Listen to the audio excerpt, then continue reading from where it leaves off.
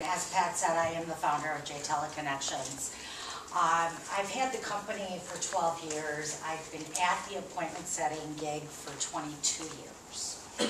So I've got a short presentation, but we'll go through that in about the middle of it. But what I want to start out is saying is that when people meet me, they're a bit shocked. Without 4-inch heels on, I stand about 4'10". Well, I don't stand about 4'10", I am 4'10". So I've been told I actually should be in broadcasting. I have been a public speaker. I haven't publicly spoken in 30 years, but I'm starting back up again as this is my first one.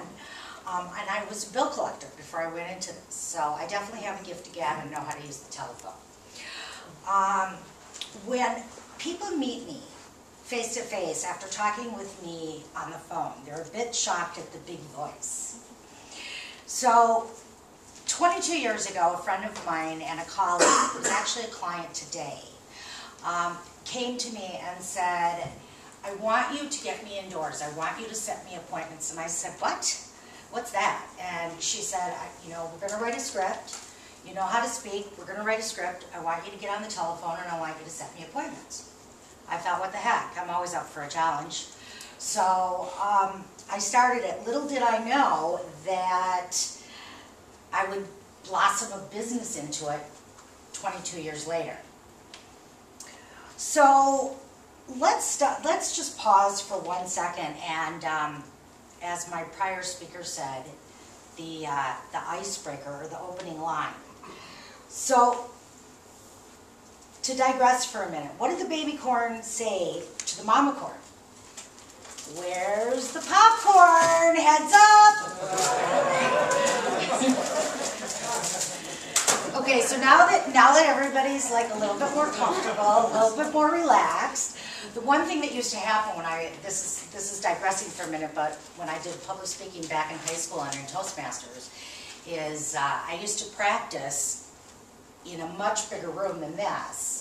And then when it came down to it, it was a smaller room, and there was a microphone, and I was talking about the big voice. Well, I've gotten better at it, but I used to kind of blow people away when I would first speak into the microphone. So I'm kind of glad we don't have a microphone today.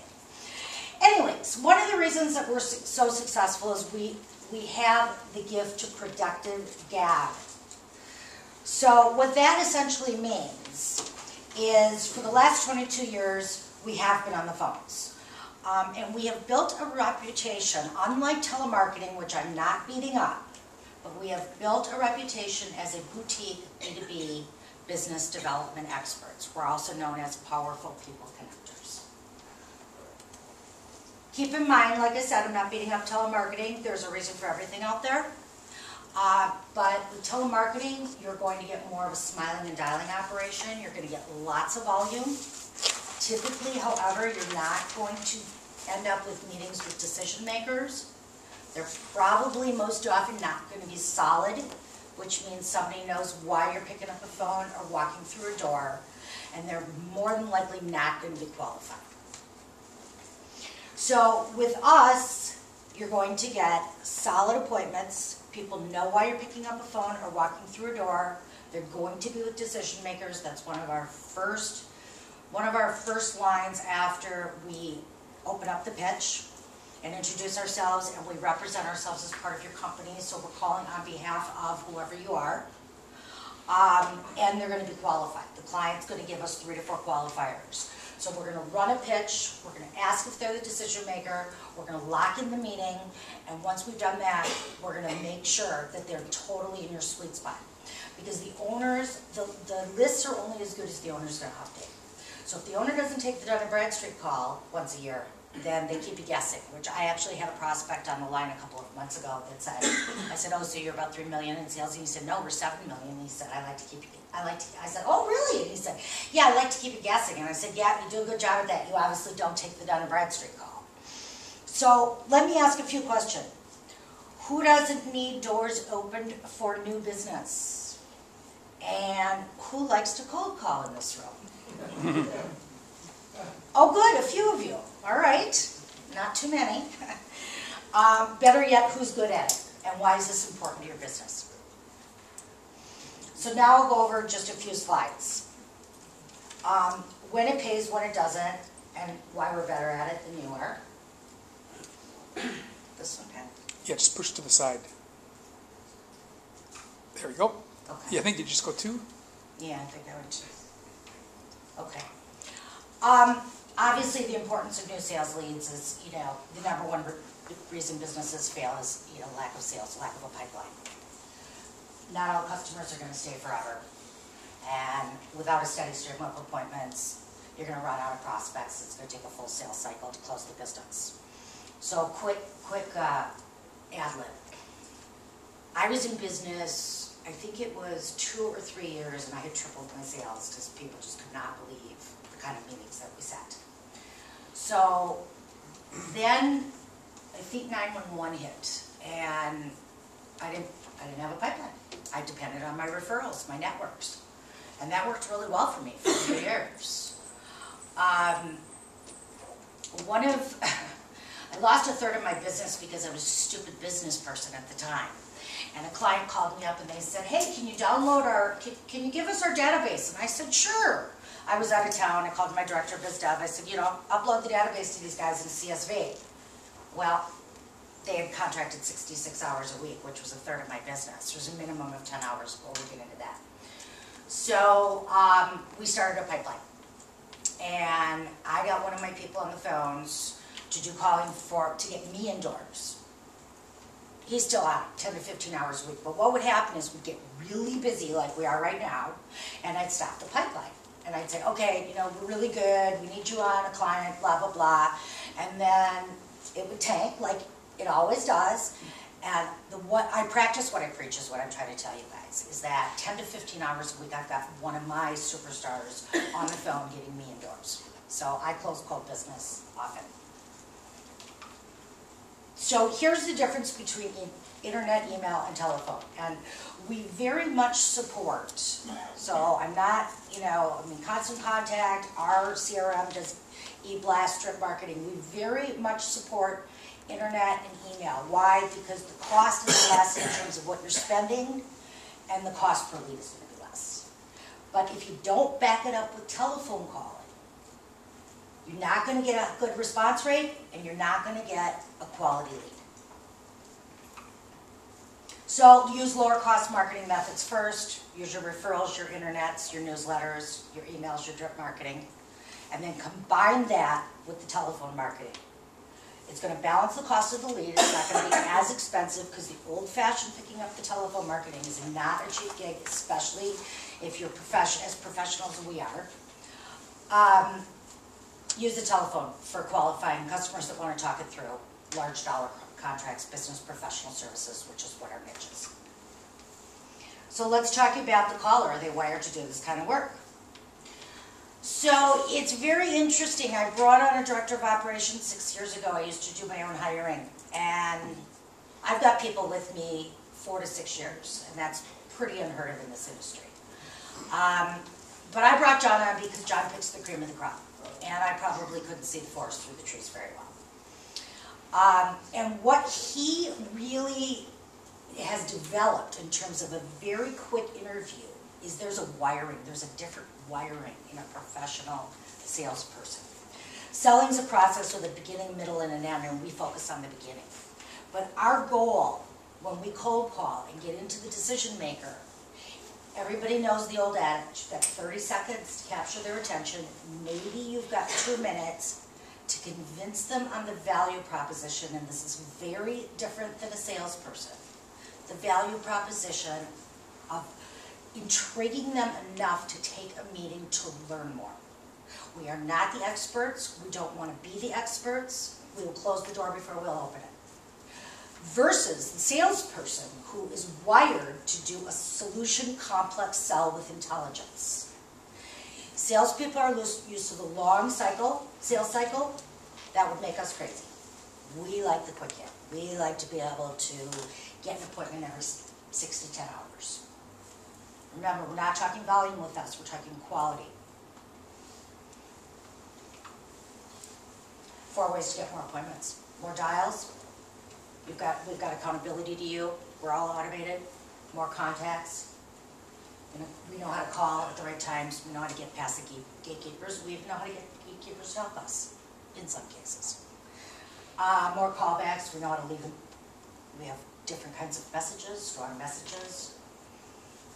And obviously, it's going to improve the percentage of your appointments. So as I mentioned at the beginning, with us, Teleconnections, you're going to get solid doors. You're going to get qualified meetings, and they're going to be with decision makers. So, and why? Why go with somebody like us versus a call center? Well, we've made more calls than the high school cheerleading team. And we make sure that our clients' average annual sale fits us. So not everybody fits us. And we don't take every industry anymore. We've been doing this a long time. There's some industries that don't have what I call a DV, a differentiating value. If you don't have a strong DV, then it's all about relationships and the internet and the email. But if you have a strong DV, we can open the door for you. And if you're not sure if your average annual sale per client fits, then just come see me after and we can talk about that. Another thing is, actually a study was done on us by St. Thomas University a few years ago.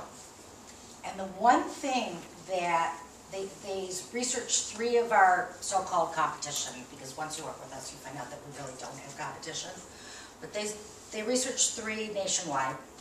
Their findings were that our clients experienced a better return on investment, providing they can close. So a couple stories, quick stories. We had a client down in Houston, professional services industries. We call into very large Fortune 500, 1,000 corporations. We also call in law firms. So our targets are C-level directors, VPs, but that's kind of standard for every client. So Joe comes to me 11 years ago, and he's a referral from a guy in Minneapolis. And he's Italian, so he's got a strong personality. And he said to me, okay, I'm going to give you your 90 days, which is our initial agreement. But I'm done with this telemarketing thing if it doesn't work. And I wasn't about to tell him that we're not telemarketing, but okay. Here he is 11 years later, 500% return on investment. He's quoted in the article. I just didn't put his name in because I didn't know if he'd appreciate it. I know, when he told me that number 2 years ago for the website, I seriously thought that that was a made-up number because I'm not a numbers person. And I go down once a year. I'll go down next week and visit him. Not only is he driving a Bentley, but owns 3 homes now, and we have a revenue sharing agreement, so there's no question. We've also got a technology company here in Bloomington, Business Analytics. They've been with me for 8 years. 40 to 50% of their revenues are due to us opening doors. Now you have to remember it's a marriage. So you guys have to be great closers, and we're great openers. So besides closing, let's talk about my people. I put a script together based on learning the bullet points and what's going to intrigue a client by meeting with you guys.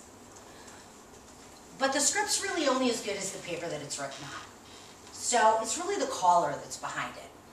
We do not hire out of call centers. We do not hire out of the mortgage or the auto industry. My people have to come with telesales and or sales experience. They have to present a resume, or John won't even look at them. And they have to have earned above $30 an hour. Why? That tells us they worked for an executive. We don't care if it's a small company or Fortune 1000 company. It just tells us that they've been in the workplace. So all my people are very seasoned and they're mature. There's no kids that work for me. A young person cannot do this. So what happens? We get together, we meet, learn a little bit about your company. I ask some poignant questions to figure out if you're a fit. The initial agreement's 90 days. You book, there's a minimum of 10 hours a week to book. I'll give you the initial 90 days. I will give you a guesstimate of appointments per hour so you know what you're going to pay for an appointment. At 90 days, I will guarantee. Watch the trend over 90 days. But not only that, there's a ton of touch points with us. So before we even start, you guys we're gonna have a call, we're gonna talk about the lists. If you have in-house lists, we're gonna start with those. I'm gonna go out and pull cold lists. We want lots and lots in our database. Our CRM, with our CRM, we can dial 19 to 24 an hour. So we're gonna go out, we're gonna pull a cold list, we're gonna send it to you, you're gonna scrub it. Make sure there's no current prospects, clients, or anybody you don't want on there. I'm going to write the pitch, you're going to see the pitch, we're going to go over everything initially. Then we're going to start our calling. Every Monday you're going to receive a call report from my director of biz dev. It's going to be all of the prior week's calling. It's going to come out of our CRM. You're going to see companies, contacts, conversations, follow-ups. That's when your pipeline starts to build. First 4 weeks of the engagement, we're going to have a once-a-week conference call with you guys. The caller will be on the line. Mary, my director of biz dev, will be on. I'll be on as often as possible, and you'll be on. We'll be talking about your call report, how your meetings are going, and the pitch to improve upon it, to hopefully have you another long-term customer. The second month, providing that you are happy with the productivity, we're going to push the conference calls out to every other week, and they're going to be every other week for the duration as long as you're with us. Businesses are built on solid opportunities, and we want to help you guys. If you don't fit our profile, we're not going to take your money. It's that simple. For this seminar, I am offering a 30-minute free consult. I had to run back to the office to get my calendar because I'm not a technology queen, although that's my 2013 resolution. So I'm still on paper calendar. I have it with me. If anybody wants to talk afterwards, let me know. Final slide. This is what your calendar is going to look like once we start calling. And that's it. I want a couple questions. Yeah, questions, and I want you guys to pass these around. Yeah. What's a good example of a opening line when they call? Part of the script. I can give you an opening line, but you probably can't deliver it like we can. Probably not. Hi, this is Jody Weinberg. Got a minute? Always ask if they have a minute. If they say no, ask them when a better time is. If they say, well, no, not really, but can you just tell me what this is about? No, you know what? I'll just call back at a better time. Because you don't want to be able to screen you. So I'm calling on behalf of Pat Boulay, somebody I work for by the name of Pat Boulay, New Business, Minnesota. Are you familiar? No. What?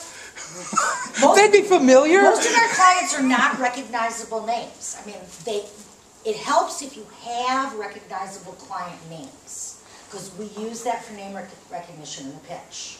But we're not working with the 3Ms and the Medtronics. We're working with the generally small office staff. My guy in Houston is himself, his wife, who really does the back end. She's not sales and marketing. She just kind of does administrative. Me, and then 3 years ago, he brought on a VP of marketing. So my typical profile is a smaller office with a high average annual sale per client. What's the most typical mistake that a small business or a new business makes when they sit down, they decide they've got to start making these calls on their own? They may not be in your wheelhouse, but you've definitely got the kind of experience that they'd be looking for. What would you tell them about, anybody out here, about making cold calls to be more effective at it? It's a wiring. It's really a wiring, you guys. If you're good at it, like the couple people that raised their hands, what do you guys think makes you so good at it? Well, I do a number of things, but it almost always works. One of the things I do, but execution is absolutely key. I always write a script. That's me. I write a script. I practice it to where it's very, very natural. And when I execute it, I put myself in their shoes. Okay. Third, I'm at their level. I communicate like I'm a business person at their level. And I give clearly what's in it for them pretty quickly. And it's really in and out, and it almost always works. Okay. Go ahead. I know who I'm calling. I know what they're selling. I know why they would need me. So so I can make the case why we need to talk. And if you're wired as both as a caller and a salesperson, then that's great. Most people aren't. Yeah. What I learned through bringing on John is there really is two different skill sets. And, you know, typically salespeople are going to work their book of business. They're going to work their warm leads that they're going to get on the golf course through networking or whatever, you know, through a friend. And they're generally going to push cold calling to the bottom of the pile. And even though, you know, I mean, 20 years I've heard bosses say, well, it's my salesperson's responsibility. Well, does your salesperson do it, number one, and are they good at it, number two? Most salespeople don't like it, so it goes to the bottom of the pile, and then there's no net new business being generated. So, you know, for the few of you that are doing it, you're a needle in a haystack. You know, but this is something like we do all the time. And actually, if we hire somebody that says, you know, we say, how many hours are you looking for a week? You know, they say, oh, I want full time. Well, they generally don't get hired because there's nobody that can do this full time. How many hours would you recommend for an entrepreneur who's trying to start a business? Limit themselves to a few hours a day, a few hours I'd a say week? probably 25 to 30 a week. I mean, when I started out 20 years ago, I was working 20 hours a week.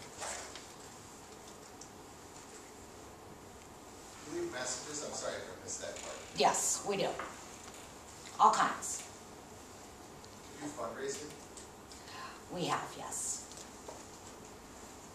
I'm sorry, do you provide the lists, or is that? Either or. I mean, it seems like the majority of our clients have in-house lists that they've attempted, and they'll say, well, you know, we just took on a client, started a client last week, and had our first conference call with him today, and, you know, he said, how's the list? And my caller said, well, 70% of the people are no longer with, but we find it, I mean, it's our job to find out who they are.